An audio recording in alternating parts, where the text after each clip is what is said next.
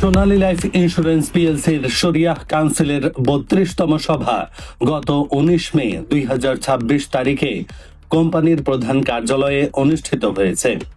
সভায় শরিয়াহ ভিত্তিক বীমা ব্যবস্থাকে আরও আধুনিক, স্বচ্ছ ও গ্রাহক বান্ধব করার বিষয়ে গুরুত্বপূর্ণ আলোচনা অনুষ্ঠিত হয়।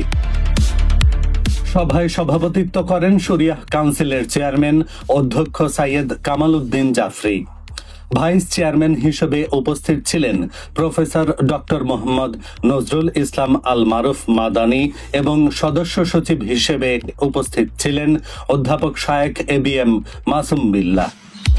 এছাড়াও সভায় সদস্য হিসেবে উপস্থিত ছিলেন ডক্টর মাওলানা আবু সালেহ পাটোয়ারি, মুফতি মাওলানা মোহাম্মদ সাইফুল কবির, সৈয়দ জারির জাফরি মাদানী, মোস্তফা কামরুস সোবহান, ফৌজিয়া কামরুন তানিয়া এবং শেখ মোহাম্মদ ড্যানিয়েল।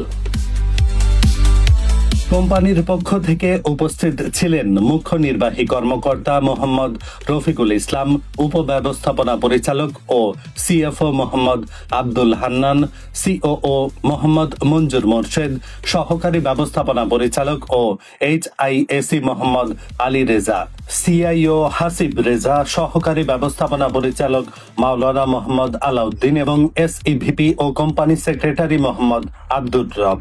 সভায় শরিয়াহ সম্মত বীমা কার্যক্রমের মান উন্নয়ন, গ্রাহকদের আস্থা বৃদ্ধি এবং ইসলামী নীতিমালার আলোকে সেবার পরিধি সম্প্রসারণ নিয়ে বিস্তারিত আলোচনা হয়। উপস্থিত সদস্যবৃন্দ দেশের ইসলামী বীমা খাতকে আরো শক্তিশালী ও যুগোপযোগী করতে সম্মিলিতভাবে কাজ করার প্রত্যয় ব্যক্ত করেন।